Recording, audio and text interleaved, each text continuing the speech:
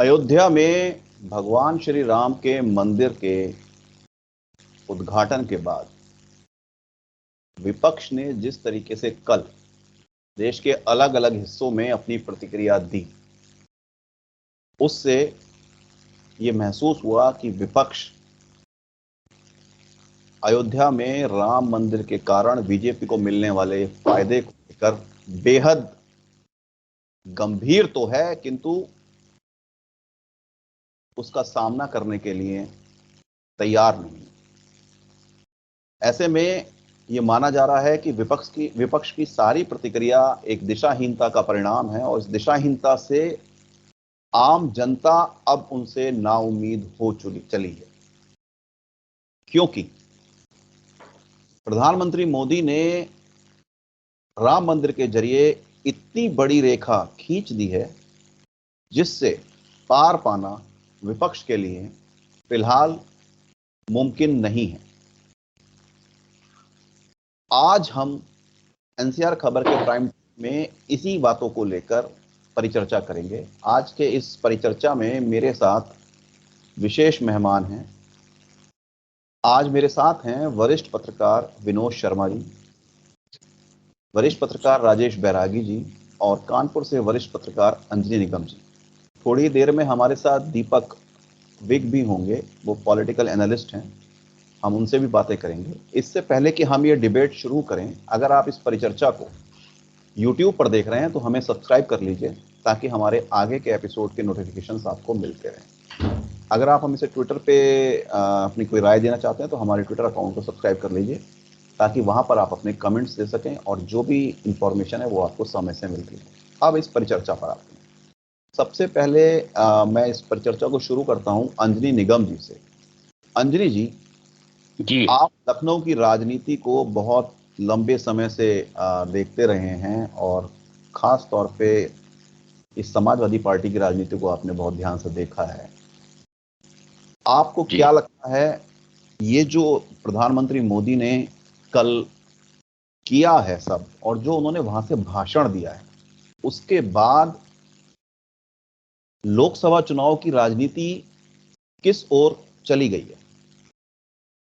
देखिए, आपने बड़ा अच्छा प्रश्न किया है और मैं प्रधानमंत्री पर कुछ बोलने के पहले जी, जो ट्रस्ट के गोविंद देवगिरी जी महाराज हैं उनके बारे में बोलना चाहूंगा कि जो उन्होंने प्रधानमंत्री के बारे में ये कहा कि प्रधानमंत्री से हम लोगों ने मोदी जी से केवल 3 दिन व्रत करने को कहा था, और मोदी जी ने तो साहब 11 दिन का उपवास किया, और उपवास ही नहीं किया, मंदिरों में जाकर उन्होंने वो किया, हर मंदिर में दर्शन किया, स्नान किया, और इसके साथ ही उन्होंने जो तपस्या की है वो बहुत बड़ी बात है।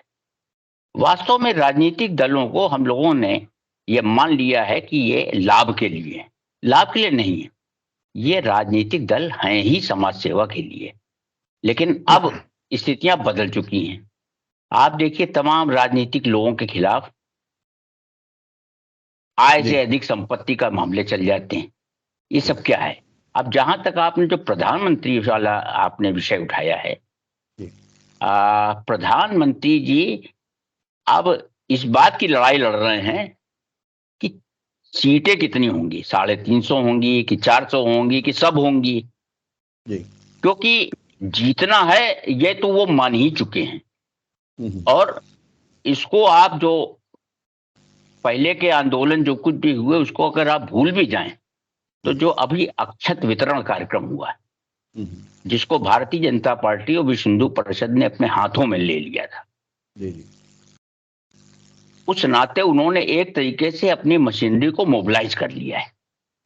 फिर प्रधानमंत्री ने मंदिरों में दर्शन करने के साथ एक नया टास्क दे दिया अपने कार्यकर्ताओं को कि हर मंदिर में आप सफाई करते रहें। साहब फिर कार्यकर्ता फिर जुट गया और सफाई करने में जुट गया मकर संक्रांति से, और परसों तक वो मंदिरों की सफाई करता रहा। तो जो हिंदू जनमानस है, जो सबसे बड़ा बहुमत है देश का, जो बड़ा वोट बैंक जिसको आप कह सकते हैं अगर राजनीतिक दृष्टि से कहें, तो उसको तो उन्होंने अपने पास कर ही लिया है। और ये जो विपक्ष ने जो कुछ किया, चाहे वो समाजवादी पार्टी के श्रीमान अखिलेश यादव जी हों, चाहे वो कांग्रेस के खड़गे जी और सोनिया जी हों, इनके दोनों के जो स्टेप रहे, मैं नहीं जाऊंगा, अरे भाई आपको बुलाया जा रहा है तो आप क्यों नहीं जाएंगे, राम से क्या नाराजगी है। तो ये जो स्केप पॉलिटिक्स इन्होंने शुरू की, ये स्केप पॉलिटिक्स ही इनको मुश्किल में खड़ी कर दी। अब देखिए कांग्रेस के अंदर एक कंट्रोवर्सी खड़ी हो गई। आप उनके जो बड़े दो नेता हैं वो तो कह रहे हैं कि साहब हम नहीं जाएंगे इस कार्यक्रम में, ये पॉलिटिकल कार्यक्रम है, मोदी का कार्यक्रम। उसके 2 दिन पहले उनके जो प्रदेश अध्यक्ष हैं और प्रदेश के जो प्रभारी हैं वो सरयू में स्नान भी करने जाते हैं, वो हनुमानगढ़ी में भी जाते हैं। वो क्या मैसेज देना चाहते हैं ये बात नहीं समझ में आ रही है। ओके, अब मैं आपको यहाँ रोकता हूँ। विनोद शर्मा जी, जो इन्होंने बातें कही, 2-3 बातें उसमें बड़ी महत्वपूर्ण हैं। एक इन्होंने बात कही कि बीजेपी अपने कार्यकर्ताओं को तमाम कार्यक्रमों के जरिए मोबिलाइज कर रही है, चाहे वो मंदिरों की सफाई से लेके अक्षत बांटने का जो काम रहा मंदिर के बहाने, और जो विपक्ष है वो जो हम सब बातें कर ही रहे हैं कि विपक्ष दिशाहीन हो गया, उसको समझ नहीं आ रहा है। आप इसको कैसे देख रहे हैं कि क्या वाकई विपक्ष जो है नहीं कर पा रहा है? सबसे पहले तो आपका धन्यवाद है कि आपने मुझे इस बहस में शामिल करने का मौका दिया। जी, जैसा कि अभी निगम जी ने कहा कि जो हम केवल उत्तर प्रदेश पर आपका फोकस रहा, लेकिन मैं पूरे देश की बात करता हूँ कि एक गठबंधन जो बना रहे हैं और जिसमें इन्होंने जातीय जनगणना का मुद्दा लिया था, तो उसके ठीक सामने मोदी जी ने ये चाणक्य नीति का एक हिस्सा है जिसको कहा जाता है कि चाणक्य नीति उसे कहते हैं जिसमें एक लाइन के बराबर में बिना छुए दूसरी बड़ी लाइन खींच दी जाए। जी। तो वो काम किया गया है। और सबसे बड़ी बात यह है कि जो संगठन के काम करने का तरीका है, चाहे वो भाजपा, कांग्रेस, सपा, बसपा, सबका अपना अलग अलग तरीका है, लेकिन जो तरीका भाजपा का है निरंतरता का, वो बड़ा महत्वपूर्ण है। अब आप सोचिए कि 22 तारीख को अयोध्या में प्रोग्राम हुआ, 23 तारीख को नेताजी को याद किया गया है, यूपी में 24 तारीख को प्रदेश दिवस भी है, 25 तारीख को बुलंदशहर में कार्यक्रम है मोदी का, यानी कोई एक दिन भी विश्राम नहीं है, ना कार्यकर्ता को ना नेता को। और ऐसा विश्राम, ये मैं आपको बता दूं कि ये मौका ही समझिए कि 22 जनवरी से लेकर 17 अप्रैल रामनवमी का दिन है। रामनवमी के दिन आप ये समझिए कि चुनाव के बीच में पड़ेगा रामनवमी। बिल्कुल। जब चुनाव की घोषणा होगी तो जो मेरा अपना आकलन है, हो सकता है 1 अप्रैल 8 अप्रैल के बीच से लेकर 8 मई 10 मई 20 15 मई तक चुनाव होंगे। ये बिल्कुल सही। तो 17 अप्रैल को रामनवमी का दिन है। और रामनवमी के दिन जो केंद्रीकृत पूरे हिंदुस्तान के हिंदुओं का हो सकता है, वो कहीं नहीं हो सकता, कभी नहीं हो सकता। और उससे पहले इन्होंने जो रणनीति बनाई है वो ये बनाई है कि जो कार सेवक 1990 में 89 में जो पहली रणनीति बनी थी, उसमें जो लोग अयोध्या गए थे तब से, और 1992 में जो अयोध्या जितने परिवार थे, उन सबके परिवार के लोगों को सबसे पहले अयोध्या लाया जाए। ये एक भावनात्मक रूप से अयोध्या के लोगों को जोड़ने का, अयोध्या के साथ जोड़ने का एक बहुत बढ़िया तरीका है। उसके साथ साथ अपने संगठन के लोगों को कहा गया है कि जो वरिष्ठ क्रम में आते हैं सबसे पहले, क्योंकि 1990 की लड़ाई में अभी मुझे किसी ने बताया कि देवेंद्र फडणवीस जो महाराष्ट्र के मुख्यमंत्री रहे, वो कार सेवक के रूप में 1990 में गए थे। कार सेवक, वो जो कार सेवक थे वो आज की डेट में बीजेपी के बहुत बड़े नेता हैं सारे, और पूरे प्रदेश से नेता मिलेंगे। उन प्रदेश के नेताओं को अगर देखा जाए तो उसके हिसाब से जो बीजेपी का एजेंडा है उसके सामने विपक्ष का एजेंडा कहीं भी नहीं ठहर रहा है। अब हम बात करते हैं कि बीजेपी को कहां कहां मुकाबला करना पड़ेगा, उसकी बात मैं इसलिए कर रहा हूं क्योंकि ये आपके इसका मेन मुद्दा है कि जैसे ममता बनर्जी है वो कांग्रेस से गठबंधन नहीं कर रही है, तो गठबंधन हुआ फीका है, लेकिन मुकाबले में भाजपा के साथ में ममता बनर्जी ही होगी वहां, तो कांग्रेस कहीं नहीं होगी। पंजाब में देखेंगे आम आदमी पार्टी वहां पे अड़ गई है, वो कोई सीट कांग्रेस को देने को तैयार नहीं है। तो अब इससे पता लगता है कि उत्तर भारत में जो गठबंधन की स्थिति क्या है वो उससे पता लग सकता है। लेकिन जम्मू कश्मीर जैसी जगह पर कांग्रेस का जो गठबंधन होगा वो बीजेपी के लिए भारी इसलिए पड़ेगा क्योंकि बीजेपी की वहां ज्यादा महत्वपूर्ण सीटें नहीं है। दक्षिण भारत में बीजेपी को बड़ी चुनौतियों का सामना करना पड़ेगा, भले ही ये कितना बड़ा मुद्दा है राम मंदिर का, लेकिन दक्षिण भारत में बहुत सारे राज्य ऐसे हैं जहां पर बीजेपी की पकड़ नहीं है, ऐसी जगह गठबंधन भारी पड़ेगा। जी ओके, अब मैं आपने बात कही कि दक्षिण भारत में गठबंधन भारी पड़ेगा और उत्तर भारत में गठबंधन जो है फिलहाल साफ हो गया है, लेकिन उत्तर भारत और खास तौर पे उत्तर प्रदेश की जो ये 80 सीटें हैं, इसका कल मैं एक इंडिया टीवी का आज या कल शायद आया है सर्वे, उसमें वो 70 प्लस बीजेपी को दे रहे हैं और बाकी 10 में जो है गठबंधन प्लस बीएसपी को दे रहे हैं। राजेश बैरागी जी, ये जो हम बातें कर रहे हैं कि बीजेपी ने इतना इस लेवल तक कार्यकर्ता को मोबिलाइज किया हुआ है, लगातार उनके प्रोग्राम हैं और वो अभी भी चल रहे हैं और अप्रैल तक चलते रहेंगे, और विपक्ष अभी ये तय नहीं कर पा रहा है कि उसको करना क्या है। राहुल गांधी भारत जोड़ो यात्रा, न्याय यात्रा निकाल रहे हैं, अखिलेश यादव 2-3 दिन से जो उनकी पॉलिटिक्स है वो शून्य हो गई है, और मायावती भी अभी कोई रिस्पॉन्ड नहीं कर रही हैं। इधर अरविंद केजरीवाल ने जरूर राम मंदिर के जवाब में सुंदरकांड और हवन करवा के अपनी स्थिति को कंट्रोल करने की कोशिश की है, किंतु विपक्ष में अभी तक कोई ऐसी स्पष्ट स्थिति नहीं है जहां पर वो ये कह सकें कि हमारा गठबंधन ही चुनाव लड़ेगा, क्योंकि अभी तो सीटों का बंटवारा नहीं हुआ है, और अगर सीटों का बंटवारा नहीं होगा तो ये चुनाव आते आते क्या खाली हाथ रह जाएंगे? आशु जी, दरअसल आपने जब इस बहस का आगाज किया तो आपने उसकी भावना बोला कि जनता विपक्ष से जनता का मोह हो गया है। जी। मैं जरा सा संशोधित करना चाहता हूं आपको जी। कि जनता का मोहभंग नहीं हुआ है विपक्ष से, जी। विपक्ष का जनता से मोहभंग हो गया। बिल्कुल सही। विपक्ष को जनता पर कोई भरोसा नहीं रहा है कि ये हमें चुन लेगी, उसे लगता चुनेगी तो किसी को ये, तो हम क्या करें। ये जो कल की डिबेट में भी हमने बात रखी थी कि देश में विपक्षहीनता और विपक्ष की विवेक शून्यता का जो स्थिति बनी हुई है वो बहुत खतरनाक स्थिति है लोकतंत्र के लिए। जी। कि विपक्ष अपने आप को इतना हीन मान बैठा है कि उसे बीजेपी से मतलब उसे जनता के मुद्दे समझ में नहीं आ रहे हैं, उसे एक ऐसा भारी भरकम दुश्मन नजर आ रहा है जिसके सामने उसने अपनी हार मान ली। ओके। ये हम ज्यादातर जगह पर देख पा रहे हैं। और जो प्रधानमंत्री का कल अयोध्या में भाषण था, मैं फिर दोहरा दूं, उन्होंने सागर से सरयू तक का जो एक लाइन बोली है वो ये बताने के लिए काफी है कि भाजपा किस रणनीति पर काम कर रही है। दक्षिण में मैं विनोद शर्मा जी से पूरी तरह सहमत हूं कि दक्षिण उसके लिए आसान नहीं है। दक्षिण पिछले 500 वर्षों से नॉर्दर्न इंडिया पर राज करने वाले लोगों के लिए आसान नहीं रहा है। औरंगजेब भी दक्षिण में ही हार गया था, वो दक्कन कहते थे उस समय इसको। औरंगजेब दक्षिण में हार गया था, और दक्षिण आसान नहीं है, वहां की राजनीति भी अलग है, लेकिन भाजपा भी हार मानने वाली पार्टी नहीं है। अगर प्रधानमंत्री 2 दिन पहले वहां के मंदिरों में घूम रहे थे और उन्होंने वहां के सागर में स्नान करते हुए फोटो भी वायरल की थी, उसकी वजह यही है कि उसे बीजेपी भी दक्षिण को अपनी प्राथमिकताओं में रखकर चल रही है।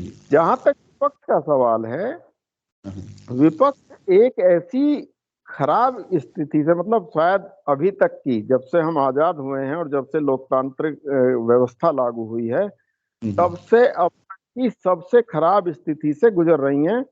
और इनकी अपनी निजी महत्वाकांक्षाएं ऐसी हैं कि ये किसी एक गठबंधन में शामिल नहीं हो सकते हैं, त्याग कर नहीं सकते, अपने हक को छोड़ नहीं सकते, अपने अपने राज्यों में ये जितना छत्रप हैं, जितनी इनकी स्थिति है उससे कम पर ये राजी नहीं है। इसलिए जो गठबंधन, इंडी गठबंधन करके जो आया है सामने, वो उसकी उम्र है ना उसका आकार है। वो केवल एक नाम मात्र का संगठन है। उत्तर प्रदेश में जो मुख्य विपक्षी पार्टियां हैं और रालोद, वो अपना सीटों का बंटवारा कर सकते हैं, वहां कांग्रेस को उन्होंने जगह नहीं दी है। जो विनोद शर्मा जी ने बताया कि पंजाब में वहां आप कांग्रेस को सीट देने को राजी नहीं है। दिल्ली का सुना है कि 2 सीटों पर बात हुई है, वो भी कितना लागू रहेगा। अगर पंजाब नहीं सेटल होता है तो दिल्ली में क्या रहेगा। तो ये जो स्थिति बनी हुई है, ये मेरी निजी राय इसमें ये है कि विपक्ष को इतना अपने आप को हारा हुआ महसूस नहीं करना चाहिए। इससे लोकतंत्र को थोड़ा सा नुकसान होगा। और बीजेपी लड़कर जीते ये तो अच्छा है, वो बगैर लड़े ना जीत जाए, ये एक खतरनाक स्थिति है।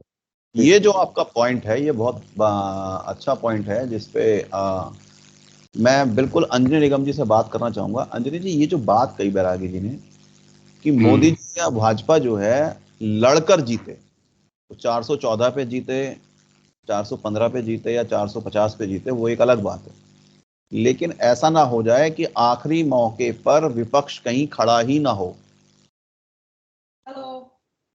तो इस बात जी जी, जो आशुष जी आपने जो बैरागी जी की बात पर कहा, बिल्कुल सही कहा, और बैरागी जी ने बिल्कुल सही बात उठाई है कि विपक्ष ऐसा लग रहा है कि जैसे चुनाव के पहले ही होस्टाइल हो गया है।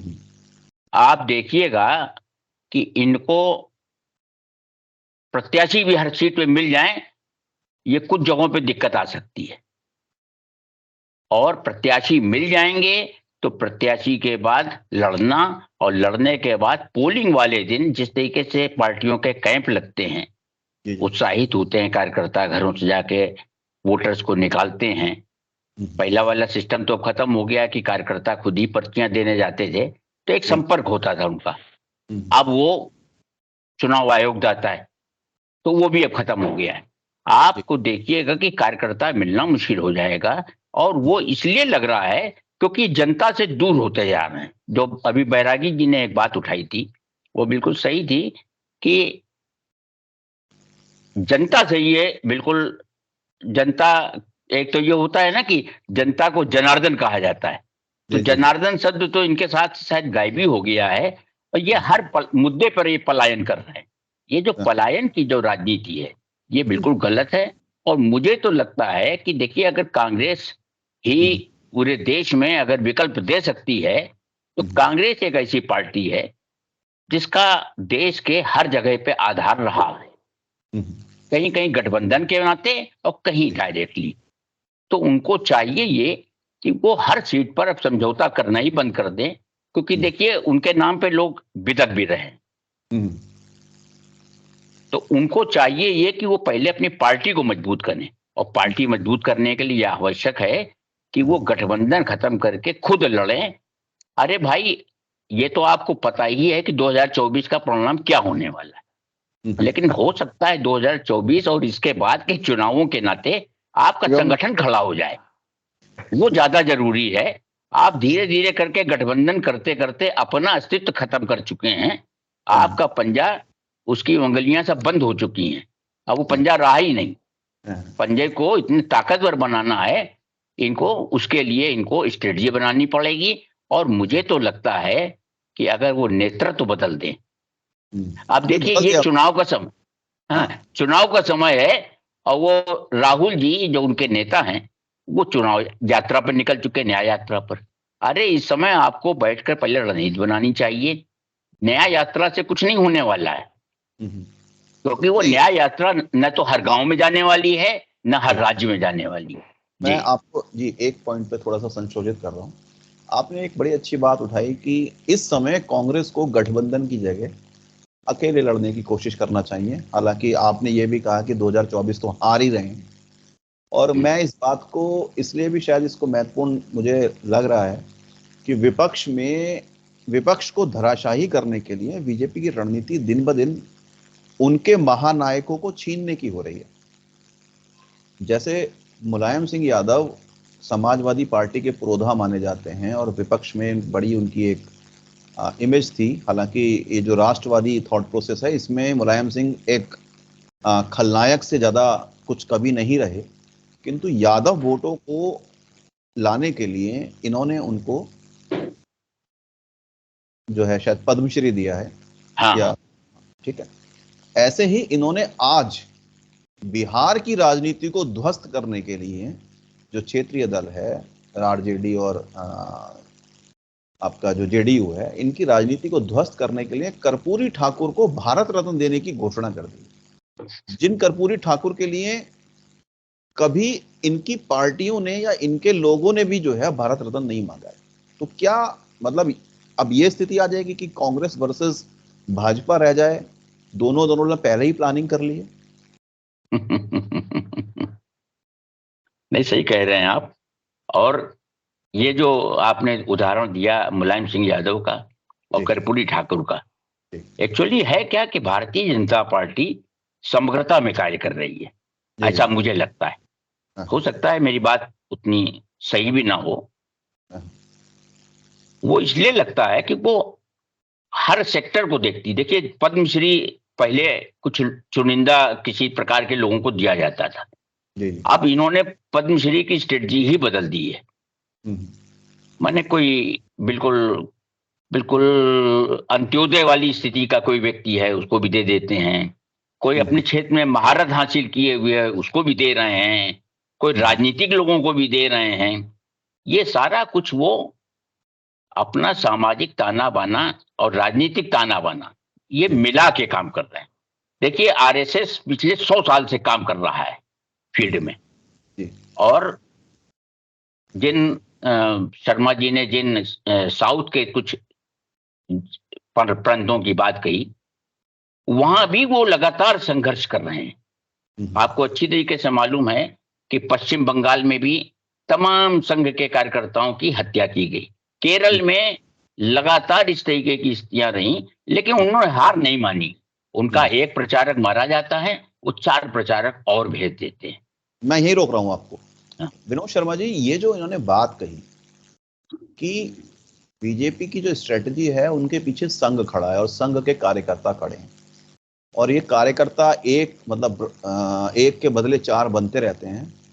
तो ये जो चेन सिस्टम है ये बहुत बड़ा होता जा रहा है। लेकिन जो ये विपक्ष है पूरे भारत में भी अगर हम देखें, जो अभी वो कह रहे थे कि भाई ठीक है साउथ में बीजेपी का कम है लेकिन धीरे धीरे बढ़ेगा, क्योंकि साउथ में भी जो होल्ड है वो कांग्रेस का नहीं है, वहां के क्षेत्रीय छत्रपों का है। तो क्या बीजेपी इसी पॉलिसी पे काम कर रही है कि विपक्ष को कि जो ये क्षेत्रीय छत्रप है धीरे धीरे इनको खत्म करें, और क्षेत्रीय छत्रपों के पास परिवार के अलावा कोई ऐसा संगठन नहीं है जो पीछे बिना किसी लाभ के काम कर सके? देखिए, मोदी जी ने 2014 से ये रणनीति अपनाई थी कि परिवारवाद के खिलाफ बोलना है, और पूरे देश की राजनीति में जो बड़े बड़े दल हैं, चाहे वो क्षेत्रीय दल जितने भी हैं, सब परिवारवाद पर आधारित हैं सारे के सारे। बीजेपी का मुख्य उद्देश्य भी यह है कि कांग्रेस उभरे, लेकिन कांग्रेस उभर नहीं पा रही है। ये जरूर कहा था शुरू में कि कांग्रेस मुक्त भारत है, लेकिन बीजेपी ये चाहती कांग्रेस उभरे, क्योंकि कांग्रेस ही अकेली ऐसी पार्टी है जो बीजेपी के साथ समानांतर रूप से काम करेगी। और क्षेत्रीय दल जो, क्योंकि क्षेत्रीय दल से भारत की एकता अखंडता कभी भी मजबूत नहीं होती। आप देखिए, गठबंधन की राजनीति जब जब हुई है तब तब देश में अस्थिरता का माहौल रहा है। और देख लेना, आने वाले चुनाव में ये बहुत बड़ा मुद्दा निकल कर आएगा सामने, जब ये गठबंधन की बात करेंगे और बीजेपी अपनी तरफ से कहेगी गठबंधन की राजनीति कभी सफल नहीं हुई। आप देखिए 89 के दौर में जब जब भी गठबंधन की सरकार बनी, चाहे वो इंद्र कुमार गुजराल, चाहे देव गौड़ा, जिस तरह की सरकारें बनी, और उस दौर में हालत बहुत खराब रही। और एक और महत्वपूर्ण बात है कि कांग्रेस ने कभी केंद्र में जब गठबंधन की सरकार बनती है तो कांग्रेस उसको चलने नहीं देती है।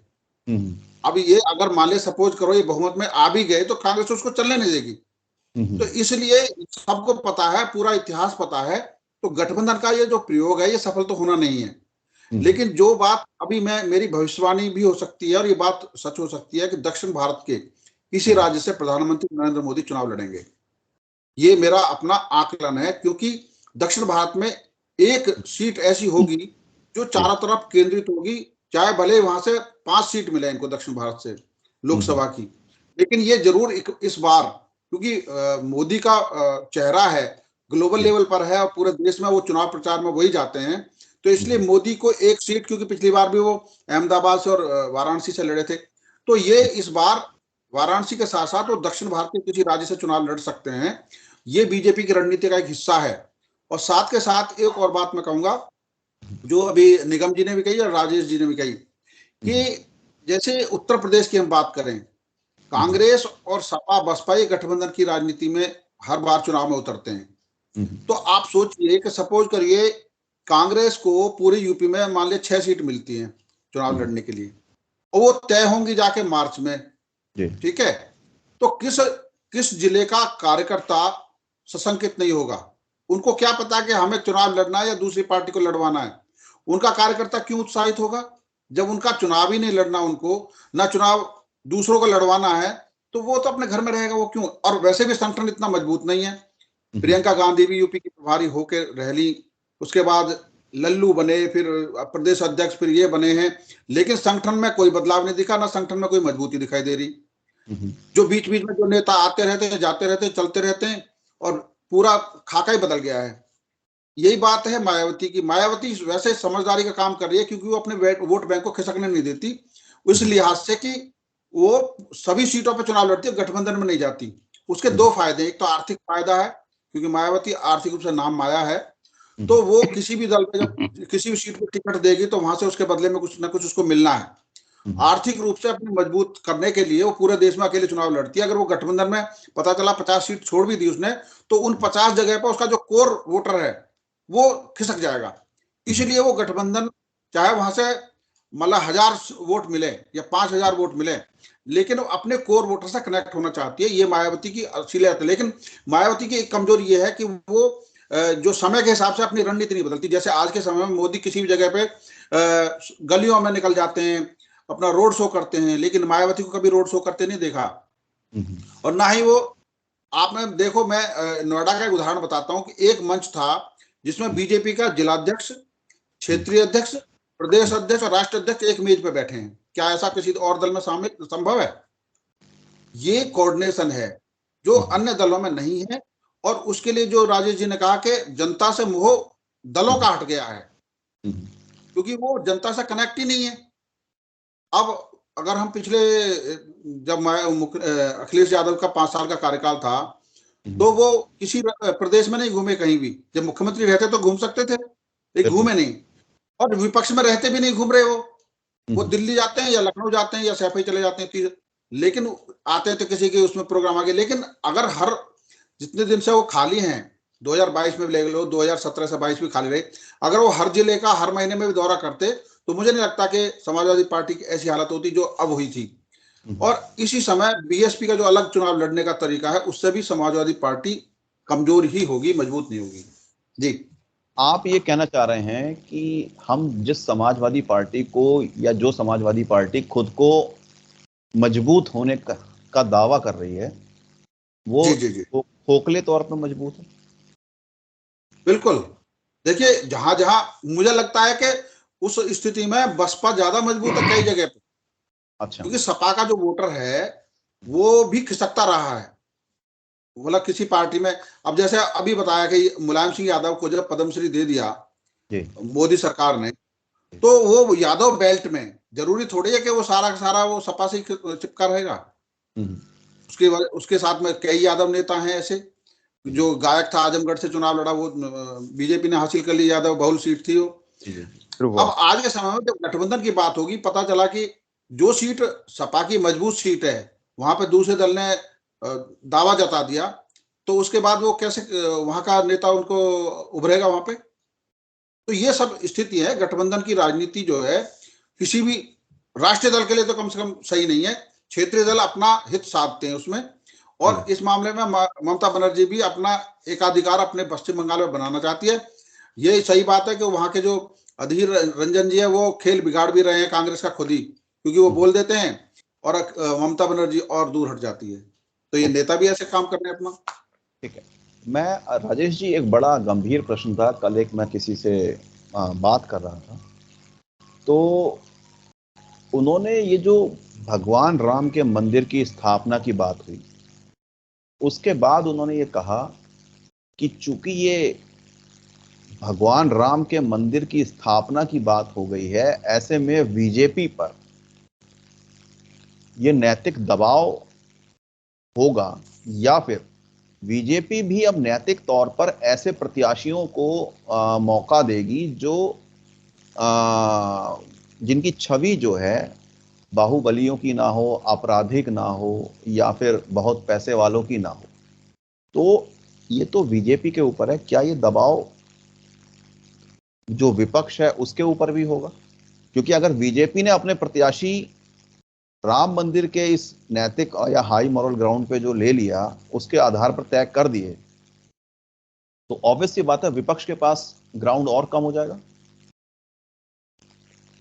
पहले तो मैं आपको ये बताना चाहता हूँ कि कर्पूरी ठाकुर को भारत रत्न देने की जो अगर बीजेपी ने या भारत सरकार ने घोषणा कर दी है, तो मेरा ये मानना है कि इसके मोदी नेतृत्व की केंद्र सरकार का ये एक और अच्छा फैसला है, क्योंकि कर्पूरी ठाकुर पहले ऐसे नेता हैं उत्तर भारत में जिन्होंने जिस पीडीए को लेकर आज चल रहे हैं, उस पीडीए को साकार रूप में सक्षम करने में कर्पूरी ठाकुर का योगदान बहुत बड़ा है।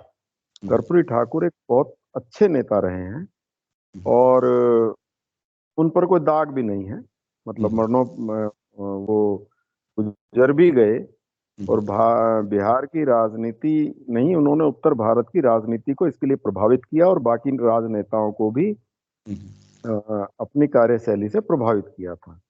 तो ये तो एक अच्छा फैसला है जो बीजेपी और भाजपा नेतृत्व की जो केंद्र सरकार है वो इस तरह के लोगों को सामने, चाहे इसका मतलब फिर वही बात है कि आरोप फिर यही लगेगा कि वो वोट बैंक बनाने के लिए कर्पूरी ठाकुर को दे रहे हैं, लेकिन वो एक सही निर्णय है, मतलब मैं उसके लिए केंद्र सरकार की तारीफ करता हूं। और जहां तक बाहुबलियों का सवाल है, इसे कैसे तय करेंगे आप कि बाहुबली कौन है? मुझे तो लगता नहीं कि कोई भी एमपी जो है 543 लोकसभा सदस्यों में से और जो 150 पौने 200 राज्यसभा में बैठते हैं, उनमें से कोई भी व्यक्ति बाहुबली नहीं है। मुझे लगता ही नहीं ऐसा।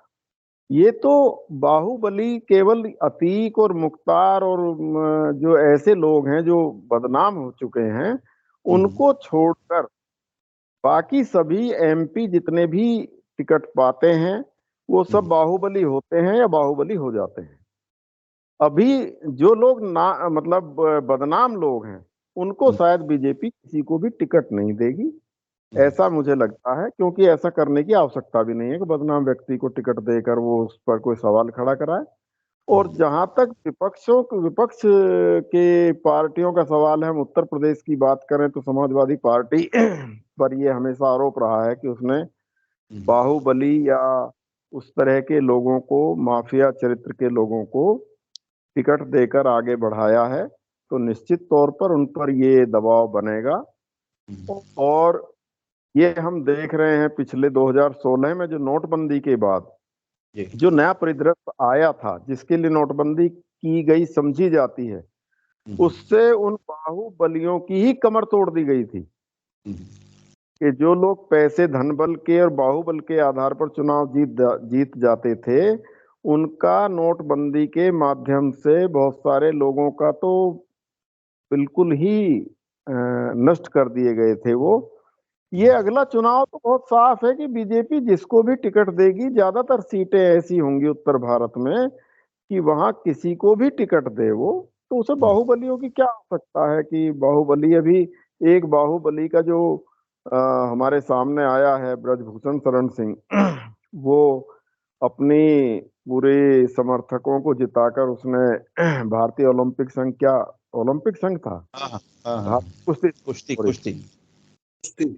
तो भारतीय कुश्ती संघ में अपने सारे समर्थकों को जिताने के बाद उसने कहा कि प्रभाव था, प्रभाव है और प्रभाव रहेगा। तो 3 दिन में ही 3 दिन के अगले दिन ही उसका जो है वो प्रभाव नष्ट हो गया, वो अपनी खाल बचाता घूम रहा है कि, और ये बयान देता घूम रहा है कि पार्टी सर्वोपरि है और जो कुछ हुआ वो तो इस तरह के आरोपों से और वर्जनाओं से किसी भी पार्टी को बचना चाहिए। मुझे लगता है कि संभावित जीत के आनंद में भाजपा ऐसा कोई काम नहीं करेगी जिससे कि उस पर किसी तरह का आरोप लगे। हालांकि राजनीतिक दलों को इससे बहुत ज्यादा फर्क पड़ता नहीं है, वो जिताऊ उम्मीदवार खोजते हैं, उसमें कहीं मतलब कोई आ भी सकता है, मतलब और कई चीजें दूसरी भी हैं कि जो इसका क्या बोलते हैं, जो इनका भाजपा का गठबंधन है, क्या बोलते हैं उसको, प्रजातांत्रिक एनडीए, है ना, राजग, हाँ राजग जो है, उसके जो सहयोगी दल, वो लोग हो सकता है कि अपने कुछ प्रत्याशी बाहुबली जैसे छवि के रख लें और वहां पर बीजेपी को समर्थन करना पड़ जाए, ऐसा हो सकता है। तो उसके लिए मतलब उसका पता नहीं है कि भाई क्या होगा, लेकिन मुझे लगता है कि बीजेपी इस बात से बचना चाहेगी और इसका प्रभाव दूसरे दलों पर जाएगा ही कि उन्हें वो भी ऐसे प्रत्याशी खड़े ना करें, और ये अच्छा होगा लोकतंत्र के लिए कि बाहुबली लोग क्यों चुने जाने चाहिए, क्यों उन्हें टिकट मिलना चाहिए।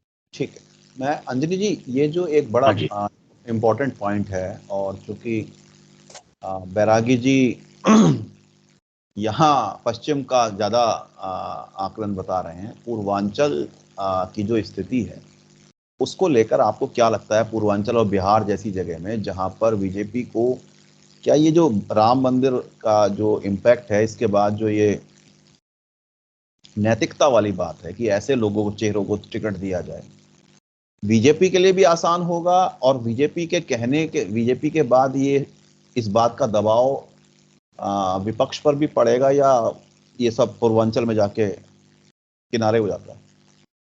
नहीं, देखिए क्या है कि जो बैरागी जी ने भी बात कही, मैं उसी को आगे बढ़ाता हूं कि ये जो ब्रजभूषण सिंह का जैसे बयान आया था, जो बात अभी बैरागी जी ने उठाई, अभी करीब 1 महीने पहले मोदी जी ने उनकी पार्टी के जितने सांसद थे उन सब से 2-2 प्रांतों के सांसदों के साथ अलग अलग बातचीत की। जिन प्रांतों में सांसद कम हैं वहां 4-4, 5-5 प्रांतों के सांसदों के साथ अलग बात की। और उस बातचीत में जो मुझे जानकारी मिली, हमें कानपुर के सांसद से बातचीत हुई, बाद में कहने लगे भाई छापना अपना नहीं, लेकिन उनका यही कहना था कि साहब मोदी जी ने कहा कि कम बोलो, काम ज्यादा करो। एक लाइन में अगर उस पूरी मीटिंग का लब्बो लबाब बताया जाए तो, और उसमें भी देखिए क्या किया उन्होंने, मोदी ने पहले तो सबसे फीडबैक लिया, आपका काम कैसा चल रहा है, जनता आपसे संतुष्ट है कि नहीं संतुष्ट है। फिर उसके बाद उन्होंने अपना संबोधन किया। लगभग हर बैठक में उन्होंने 3 से 4 घंटे का समय रोज दिया। तो निश्चित रूप से इसके माने उनके दिमाग में एक बात है कि हमें किस तरीके के प्रत्याशियों को उतारना है। और आप तो अच्छी तरीके से जानते हैं कि जब राजनीतिक दल कोई भी हो जो सत्ता में होता है, वो कम से कम 6 से 7 सर्वे कराता ही है, हर सीट के अपने अपने तरीके से कराता है। कुछ प्राइवेट कराता है, कुछ सरकारी संस्थाओं से भी करा लेता है, वो लोग भी करके देते हैं। और सत्ता का दल है तो उनके लिए अनऑफिशियली वो ये मदद करते हैं। हमें नहीं लगता है कि, और भाजपा की स्थिति इस समय चढ़ी हुई है, प्रभावित है, तो निश्चित रूप से उनको अब बाहुबली या अच्छी छवि के लोगों को न उतारें ऐसा कुछ लगता नहीं है।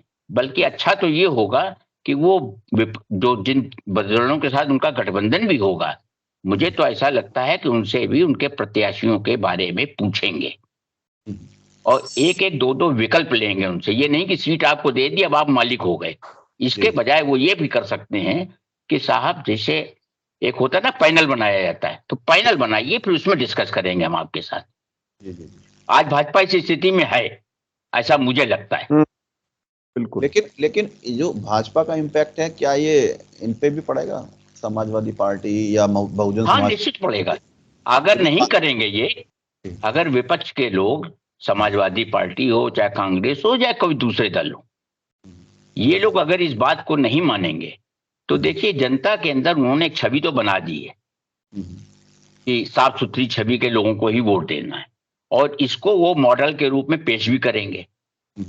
ये वही बात है कि जिस तरीके से पहला चुनाव मोदी ने लड़ा था तो गुजरात मॉडल, क्योंकि उस समय गुजरात एक साफ सुथरा अच्छा विकासशील विकसित राज्य हो गया था और उसके आधार पर 2014 में लोगों ने उनको स्वीकार किया।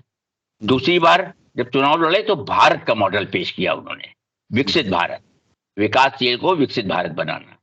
अब देखिए कल के अगर भाषण में मोदी जी की एक बात देखी जाए तो उन्होंने विश्व गुरु बनाने की बात कही थी, उससे भी आगे बढ़कर तो मोदी तो इतने बढ़िया बढ़िया सपने भी दिखा रहे हैं, उन सपनों को कुछ हद तक उनको साकार भी कर रहे हैं, साकार भी कर रहे हैं। अभी देखिए जैसे लक्षद्वीप में उन्होंने डुबकी लगाई समुद्र में नहाकर, तो उसमें भी उन्होंने दो तरीके के मैसेज दिए। एक तो ये कि साहब बगल में न जाओ, विदेश न जाओ, अपने ही देश में पैसा खर्च करो, पर्यटकों के लिए भी दे दिया।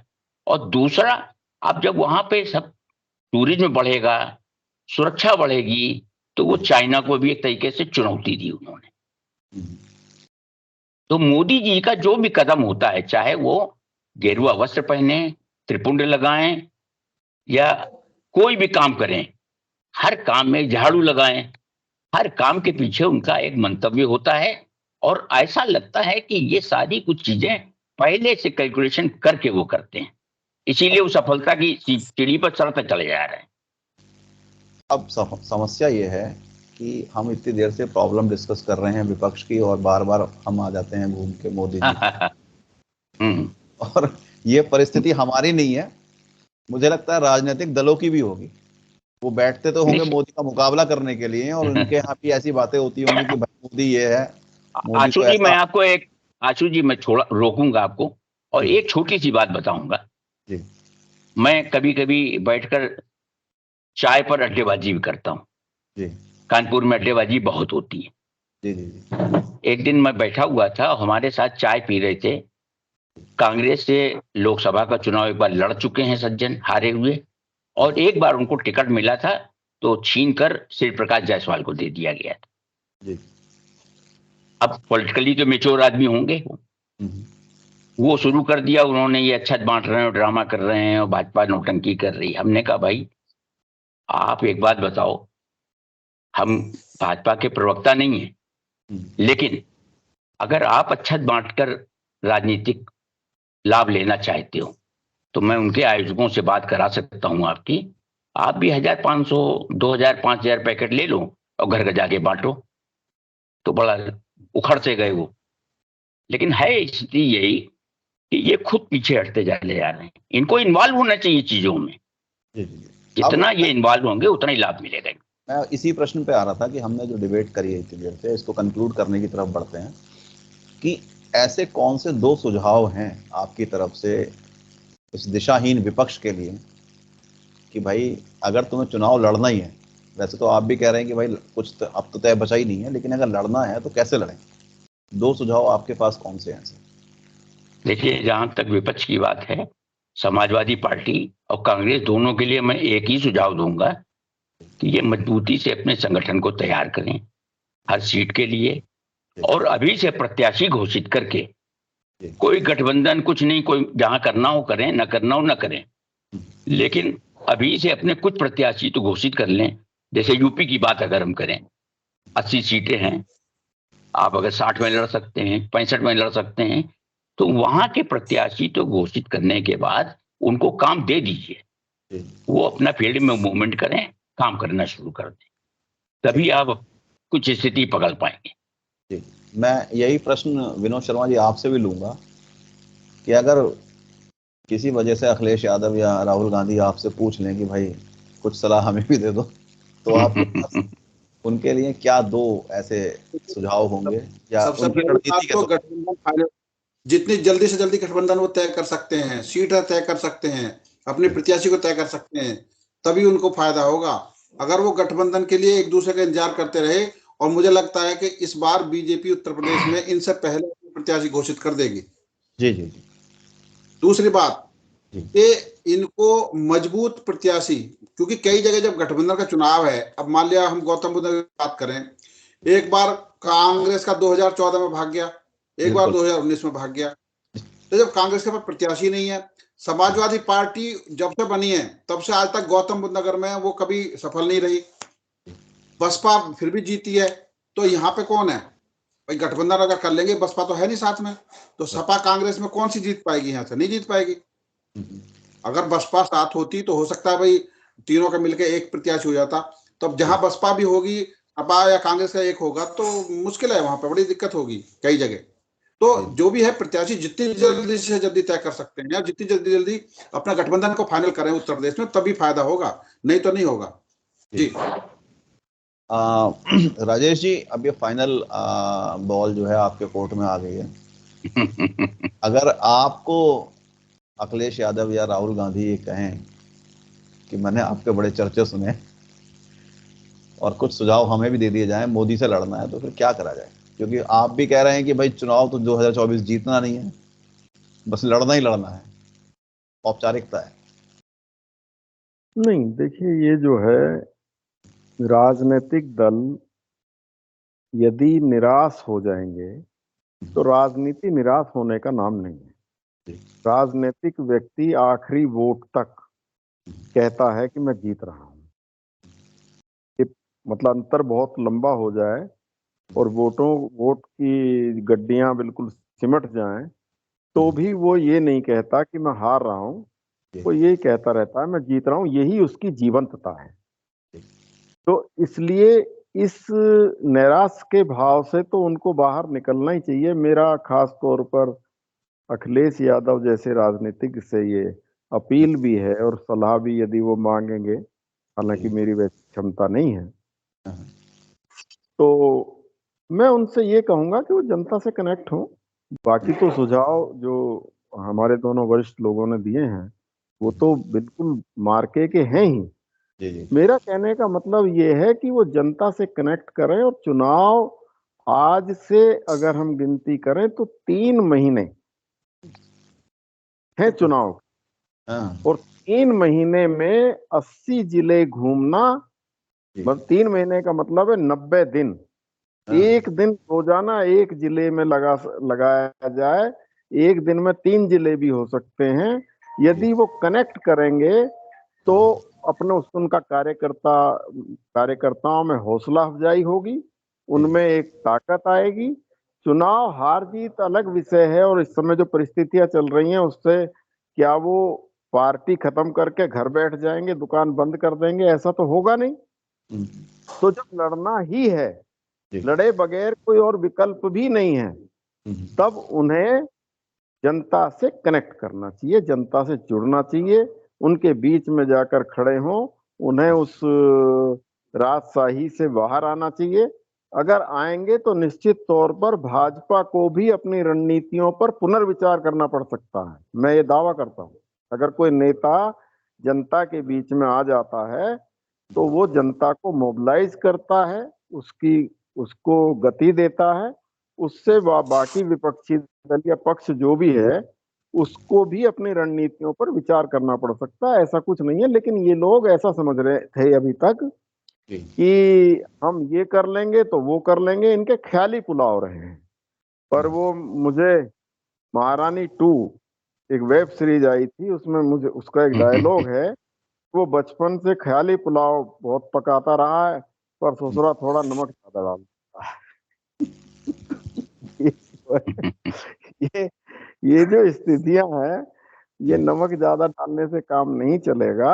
जनता से जुड़ें, कोई भी हो वो, मतलब जो भी राजनीति में है, समाज सेवा में है, जो भी सार्वजनिक जीवन में है, उसका सार्वजनिक जीवन है ही तब जब वो जनता से। ये लोग जनता से कट गए हैं। तो भाजपा आज ने ऐसी परिस्थितियां पैदा कर दी हैं कि वो मतलब जुड़ नहीं पा रहे हैं, लेकिन ऐसा नहीं है, मतलब जुड़ सकते हैं, मेहनत करें। तो आज की परिचर्चा को यहीं विराम देते हैं, क्योंकि दिशाहीन विपक्ष के लिए जो आपके पास आप लोगों के सुझाव हैं, अगर वो इस परिचर्चा को देखें तो शायद कुछ समझ पाएं। और बाकी जनता उनसे नाउम्मीद हो चुकी है, और जैसा आपने शुरू में कहा था कि जनता से ज्यादा तो विपक्ष जनता से नाउम्मीद जनता ज्यादा नाउम्मीद। तो इस परिचर्चा को आज हम यहीं समाप्त करते हैं। विपक्ष के लिए एक ही सलाह है कि भाई अकेले लड़ो या गठबंधन में लड़ो, मगर अपने प्रत्याशी जल्दी घोषित कर दो। और ये जो भारत जोड़ो यात्रा है, या जो यात्राएं निकाल रहे हो, या जो आप कंफर्ट जोन में बैठे हो, जो भी नेता हैं, वो उससे बाहर आकर जमीन पर उतरें। चुनाव जीत नहीं पाओ तो कम से कम टक्कर तो दे जाओ, ऐसा ना हो कि एक तरफा चुनाव होके बिल्कुल ही खत्म हो जाए मामला। मैं आप सभी लोगों का धन्यवाद करता हूं, और कल हम फिर नए किसी विषय के साथ मिलेंगे, नए लोगों के साथ। आप सभी लोगों का बहुत बहुत धन्यवाद। नमस्कार।